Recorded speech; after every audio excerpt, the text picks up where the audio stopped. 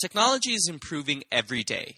Thanks to technological advancements, people live longer, learn more, and communicate at the speed of light. And now, with Al Gore's invention of the Internet, there seems to be no end to what people can do with just a click of their mouse. However, while these new technologies may be used to improve our lives, they can also be used to damage us. How? Well, there are people out there who would use these new advancements to commit crimes such as fraud. However, with help from law enforcement agencies such as the FBI, bankers, and with just a little bit of common sense, we can protect ourselves from falling victim to these heinous acts. What is fraud? The FBI defines fraud as being characterized by deceit, concealment, or violation of trust, and are not dependent upon the application or threat of physical violence or force, and that such acts are committed by individuals and organizations to obtain personal or business advantage. There are many types of fraud, such as Ponzi schemes. Ponzi schemes promise a high financial return or dividends not available through traditional investments. Instead of investing the funds of victims, however, the con artist pays dividends to the initial investors using the funds of subsequent investors. The scheme generally falls apart when the operator flees with all the proceeds or when a sufficient number of new investors cannot be found to allow the continued payment of dividends. Pyramid schemes. As in Ponzi schemes, the money collected from newer victims of fraud is paid to earlier victims to provide a veneer of legitimacy. In pyramid schemes, however, the victims themselves are induced to recruit further victims through the payment of recruitment commissions. An advance fee scheme occurs when victims pay money to someone in anticipation of receiving something of greater value, such as a loan, contract, investment, or gift, and then receives little or nothing in return. Nigerian letters. Nigerian letter frauds combine the threat of impersonation fraud with a variation of an advancement scheme in which a letter mailed from Nigeria offers the recipient the opportunity to share in a percentage of millions of dollars that the author, a self-proclaimed government official, is trying to transfer illegally out of Nigeria. The recipient is encouraged to send information to the author, such as blank letterhead stationery, bank name, and account numbers, and other identifying information using a fax number provided in the letter. Some of these letters have also been received via email through the Internet. The scheme relies on convincing a willing victim who has demonstrated a propensity for larceny by responding to the invitation to send money to the author of the letter in Nigeria in several installments of increasing amounts for a variety of reasons. Fraud happens everywhere, and many people try to stop it, such as the FBI, local law enforcement, and even banks. Here we are going to go into an interview with Aida Baker, a banker in Las Cruces, who will tell us a little bit about fraud and her experience with it. What is your experience with fraud?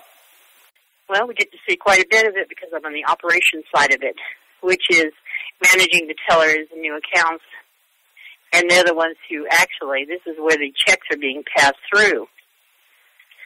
So they have to keep their eyes open on what's going on, because some of the fraud that they get to see, or when they're attempting, is people opening accounts when they think they're winning money. And we had a customer come in that wanted to cash the check, but then we said, no, we can't cash that here. And she went to wanting to open an account and see if she can get back some money. And when we looked at the check, we asked her where she got the check, and she said that she had received a letter saying that she was going to get a large sum of money. So she wanted to open up her account with us.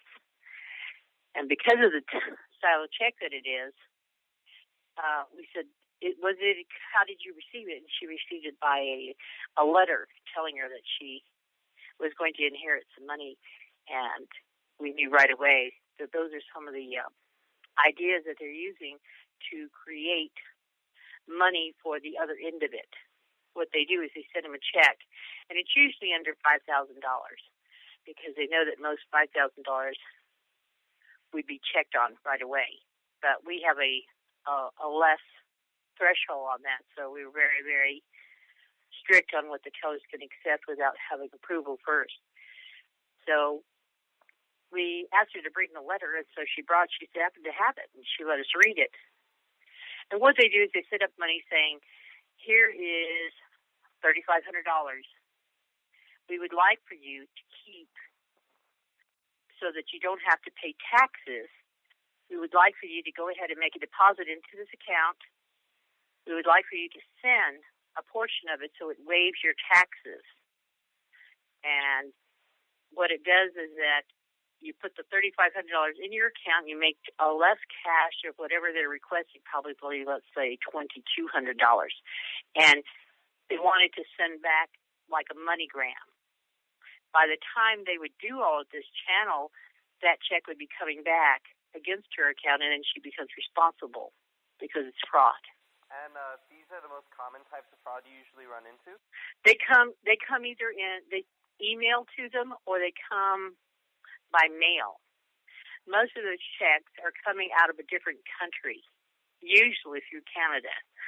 And the reason for that, they use a different type of country for that is because if it's mailed within the United States, as you know, the U.S. Post Office creates that as a federal offense. So that's why they use it from another country, and usually through UK. So what other signs do you usually look for these types of fraud?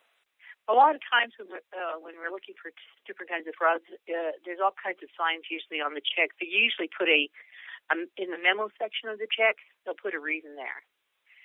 And really nobody cares about the reasons. So they put it in there thinking it's going to cause you to focus on that and not so much on the rest of the check. They also do a lot of misspelling of names, even their own when they're writing, because it's not their checks. They'll take copies of people's checks and they'll use the body of it, and then they make it, shape it to where it's made payable to them, or they get somebody else to cash it for them, and they'll, pay them a portion of it.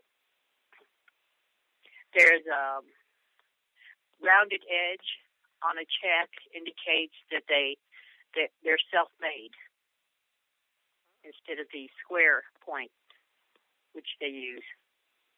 There's all kinds of things that they look for, different types of ink. Sometimes if you see the signature and you flip the check over for the endorsement of the other person who's made payable to, you'll find out that it's the same signature. How would you recommend that people protect themselves from these types of fraud? Knowing their bankers, making sure that the information on the bank is all updated, phone number, so we're able to call them whenever we see something that looks a little doubtful. So keeping all their information updated. A lot of people nowadays, as the technology keeps moving forward, use less and less checks.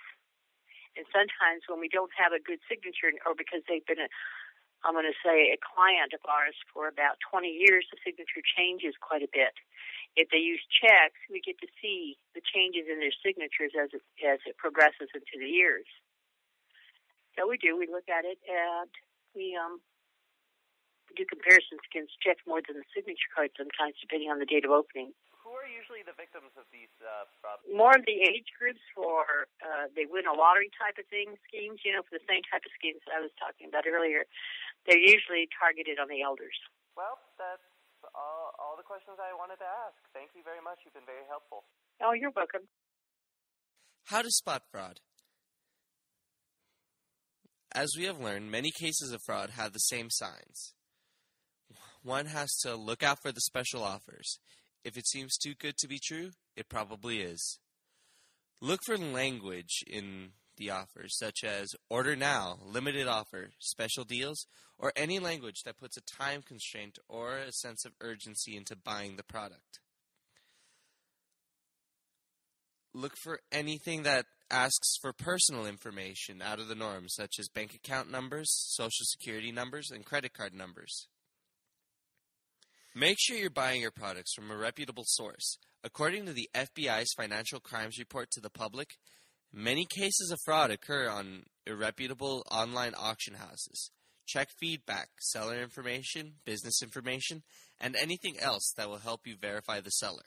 For more information, please visit the following sites for more fraud-avoiding tips. We hope you found our video informative, and if you have any questions, please feel free to comment below. Thank you, and have a nice day.